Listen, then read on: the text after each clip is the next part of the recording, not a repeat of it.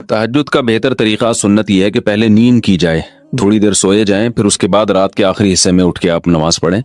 और उसमें नबी सल्लल्लाहु अलैहि वसल्लम से मुख्तलिफ रकतें मनक़ूल हैं जी। तो बेहतर ये कि 8 रकतों का मामूल बनाया जाए, लेकिन अगर कोई 2 रकत पढ़ता है, 4 पढ़ता है, 6 पढ़ता है, वो भी जायज़ है। और उससे 8 से ज़्यादा भी पढ़ सकता है। और वितर जो है तहज्जुद के बाद पढ़े जाएं। अगर जिसको यकीन हो कि तहज्जुद में उठेगा वो, तो उसको चाहिए कि वितर वो तहज्जुद के बाद पढ़े। और अगर आपको डाउट है कि पता नहीं आँख खुलेगी नहीं खुलेगी, तो फिर वितर पहले पढ़ लें और फिर तहज्जुद रात के आखिरी हिस्से में उठ के पढ़ लें। मैं एक वाकया सुनाता हूँ। शायद हजरत डॉक्टर अब्दुल हई रहमहुल्लाह या मौलाना आशिक इलाही रहमहुल्लाह का, वो बुजुर्गों में से किसी एक बुजुर्ग का वाकया है। उनका तहज्जुद का मामूल था, रोजाना पाबंदी से तहज्जुद पढ़ा करते थे। एक दिन बीमार भी थे, थकावट भी थी, तो फरमाते हैं कि बीमारी और थकावट की वजह से तहज्जुद में जब आंख खुली तो उठने का दिल नहीं चाहा। अब ये पूरा वाकया जरा गौर से सुनो और अपने ऊपर फिट करो। अच्छा, उनका तहज्जुद का प्रोग्राम होता था तो गालिबन मुसल्ला पहले से रात को बिछा के रखते थे, वरना शैतान ना ये वर्गलाता है, अबे अभी उठोगे, अबे फिर जाके मुसल्ला तलाश करोगे, अबे फिर ये छोड़ो यार। तो ये सारे इंतजामात पहले से करके रखा करो। तो वो उन्होंने कहा कि सुस्ती हो रही है, उठा नहीं जा रहा, नींद भी आ रही है, क्या करें। अब शैतान का मुकाबला शुरू, शैतान बा मुकाबला इंसान, क्या ख्याल है। और ये मुकाबला इंसानों के साथ ही होता है। जो शैतान जैसे शैतान होते हैं ना, उनसे शैतान को मुकाबले की जरूरत नहीं होती। वो कहते हैं वैसे ही पड़ा हुआ है, मेरे कहे बगैर ही पड़ा हुआ है।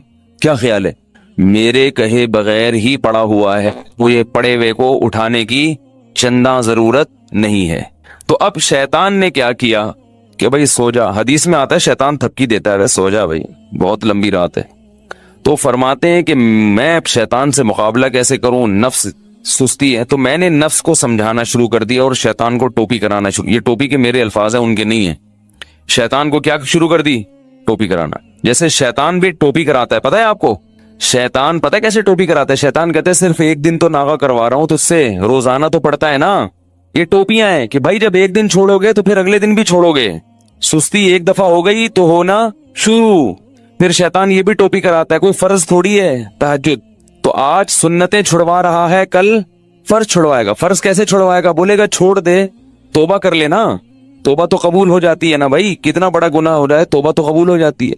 तो ये होते होते वो आगे बढ़ता है, फिर जहन्नम में पहुंचाए बगैर वो इत्मीनान से नहीं बैठता।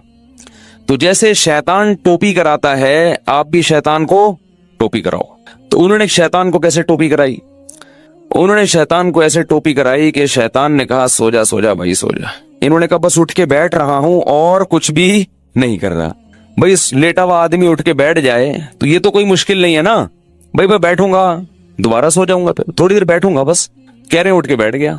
बैठना इतना मुश्किल नहीं होता सोते हुए। उसको बताया जाए ना 2 मिनट बैठो फिर लेट जाना, कहते चलो नींद में आके यूं करके उठेगा बैठेगा। अब जब बैठे हैं तो शैतान कह रहा है लेट जाओ, तुमने तो कहा था मैं सिर्फ बैठूंगा। जाहिर जब उठ के बैठता है लेटा हुआ आदमी तो सुस्ती में कुछ तो कमी आती है ना। जो लेटे हुए इंसान की पोजीशन होती है सोते हुए में, वो बैठे हुए की नहीं होती, उसको कुछ सुस्ती में कमी आती है। अब जब उठ के बैठे हैं तो शैतान कह रहे लेट जाओ। ये कह रहे हैं ऐसा है कि सिर्फ खड़ा हो जाता हूँ, बैठे रहे थोड़ी देर, आंखें वाखें मली, मैं खड़ा हो जाता हूँ या ये वॉशरूम में चला जाता हूँ। तो शैतान को अपने नफ्स को यूं बहकाया, टोपी कराई कि मैं सिर्फ वॉशरूम में जाऊंगा और वही इस्तिंजा वगैरह, कज़ाए हाजत या पेशाब वगैरह जो भी है करके वापस आके लेट जाऊंगा। क्या ख्याल है, इसमें क्या जा रहा है। तो नफ्स जो है ना इसके लिए आमादा हो जाता है, चलो इतना तो चलता है। अगर लेटे हुए ये सोचते ना कि पेशाब करके आऊंगा तो फिर मुश्किल होता। बैठे हुए आदमी के लिए सोचना आसान है।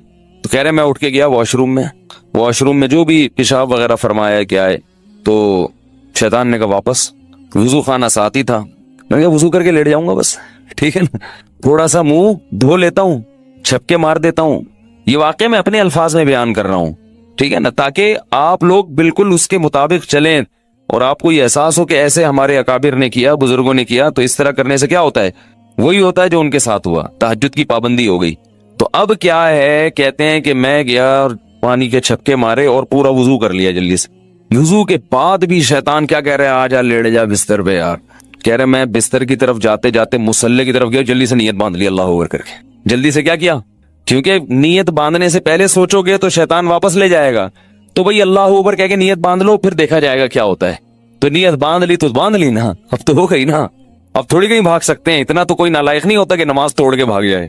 تو یہ ٹرک ہوتی ہیں سستی کو دور کرنے کی.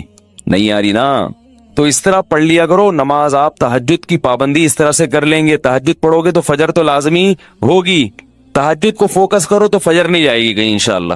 اگر تہجد رہ بھی گئی تو فجر تو ہو جائے گی نا. شیطان ٹوپی کرا کے تہجد چھڑوائے گا تو آپ بولو گے یار بہت ٹوپیاں ہو گئی ہیں, تہجد چھوڑ دی, فجر تو فرض ہے. نماز خشوع و خضوع سے پڑھنا, بول تو نماز پڑھنا کتنا مشکل, اوپر سے دل لگا کے پڑھو. نماز پڑھنا آسان تھوڑی ہے, 5 ٹائم پوری زندگی پڑھتے رہنا, پھر دل لگا کے, دل لگے نہ لگے کوشش کرنا لگانے کی, اور مشکل کام ہے. دل ہی نہیں لگتا انسان کا, ادھر ادھر لوگوں کو دیکھو نا نماز میں ناک میں انگلیاں گھما رہے ہیں, کان میں انگلیاں گھما رہے ہیں, پتہ نہیں کیا کیا کر رہے ہیں, ہلے جا رہے ہیں. میں ابھی اسلام آباد ایئرپورٹ پہ تھا تو ایک عرب آیا میرے ساتھ کھڑا ہو گیا. میں تلاش کر رہا تھا جماعت کے لیے کوئی بندہ ملے ایئرپورٹ پہ نا, جماعت کرایا کریں, اکیلے نہ پڑھا کریں. تو جو مسلح بنا ہوا تھا میں تھوڑا انتظار کیا, میں نے کہا دیکھوں کو بندہ آتا ہے, تو ظہر کی نماز تھی, میں نے کہا نماز پڑھتا ہوں. تو وہ عرب پینٹ شرٹ میں تھا, مجھے نہیں میں نے پہلے پہچانا کہ یہ عربی ہے کیونکہ پینٹ شرٹ پہنی ہوئی تھی اور کلین شیف تھا. تو وہ عرب جماعت کے بڑے پابند ہوتے ہیں. اس نے کہا جماعت, میں نے کہا آ جاؤ. اب میں امام بنا, وہ مقتدی بن کے میرے ساتھ کھڑا ہو گیا. اب ساتھ جب کھڑا ہوا ہے وہ تو ہل رہا ہے, یوں ہلا رہا ہے, یوں ہلا. مجھے بڑی الجھن ہو رہی کہ کیا کر رہا ہے بھائی, تو تمیز سے کھڑا ہو جا تھوڑی دیر کے لیے. ہلے جا رہا ہے. پھر حد یہ ہوئی کہ پینٹ اپنی سیدھی کی یوں کر کے. پینٹ جب سیدھی نہیں ہوئی تو بیلٹ کھولی نماز میں بیلٹ کھول کے پوری اچھی طرح سے ٹائٹ کی, پوری نماز اس طرح پڑھی ہے. مجھے بڑا وہ ہو رہا تھا کہ بھائی یہ کیا ہے. تو وہ قرآن کی آیت یاد آ رہی تھی, والذین هم فی صلاتہم خاشعون, کہ جنت میں جانا ہے تو نماز پڑھنا کافی نہیں ہے, نماز خشوع و خضوع سے. تو دل تو اپنے قابو میں نہیں ہے نا, کم از کم ظاہری جسم تو اپنے قابو میں ہے, اس کو تو انسان قابو میں رکھے, وہ بھی ہلے جا رہا ہے. جب اس نے پینٹ سیدھی کرنا شروع کی بیلٹ کھول کے, ہے نا کہ یہ زیادہ ہو گئی بھائی, یہ زیادہ ہو گئی. تو ایک صاحب کو میں دیکھتا تھا کہ جب بھی وہ نماز شروع کرتے تھے, نماز تکبیر کے بعد ہاتھ باندھا, اس کے بعد اپنا چشمہ اتار کے جیب میں رکھا. ارے یہ نماز سے پہلے چشمہ اتار کے جیب میں رکھ لو. ہمارے حضرت فرمایا کرتے تھے کہ لوگوں کو پتہ نہیں کیا ہے, نماز کی نیت باندھتے ہی خارج شروع ہو جاتی ہے. فرض نماز کے بعد ہاتھ اٹھا کے دعا مانگنا یا اجتماعی حیت پہ دعا مانگنا کسی بے غبار صحیح حدیث سے ثابت نہیں ہے. کسی بھی صحیح حدیث سے, ایک روایت ہے جو ذرا کمزور ہے جس میں آتا ہے کہ ایک دفعہ نبی صلی اللہ علیہ وسلم نے فرض نماز کے بعد ہاتھ اٹھائے ہیں, مگر وہ روایت کمزور ہے. اور اگر اس کو صحیح مان بھی لیا جائے تو ایک دفعہ. سمجھ میں آ رہی بات؟ تو کتنی دفعہ؟ ایک دفعہ. اصول فقہ کی کتابوں میں لکھا ہوا ہے, تو چاروں مذاہب کی فقہ کی کتابوں میں, کہ حدیث اگر کوئی عمل کثرت سے کیا جاتا ہو اور اس کا نقل کرنے والا صرف ایک ہو تو یہ بات بھی حدیث میں شک پیدا کر دیتی ہے. ایک دفعہ اگر نبی صلی اللہ علیہ وسلم نے کیا ہے تو پتہ یہ چلا کہ اور وہ بھی اجتماعی نہیں, انفرادی طور پر. سمجھ میں آ رہی ہے بات؟ انفرادی طور پر. تو آپ بھی کبھی کبھار انفرادی طور پر رفع الیدین کر لیں. عام معمول اگر نبی کا نمازوں کے بعد, فرض نماز کے بعد ہاتھ اٹھا کر دعا کرنے کا ہوتا, چاہے اجتماعی یا انفرادی, تو اس کے نقل کرنے والے کثرت سے ہوتے. سمجھ میں آ رہی اس بارے میں؟ کیونکہ نماز کو تو بہت اہتمام اور اہمیت کے ساتھ حدیث میں بیان کیا گیا ہے, جبکہ ہم دیکھتے ہیں کہ حدیث کی کتابیں اس سے بالکل خاموش ہیں. سمجھ میں آ رہی بات؟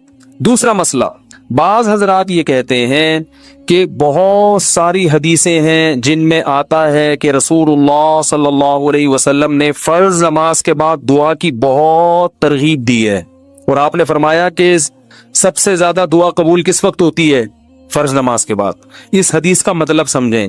جب بھی ایک حدیث کو بیان کیا جائے گا دوسری احادیث کو سامنے رکھ کر, خود نبی اور صحابہ نے اس حدیث پر کیسے عمل کیا ہے.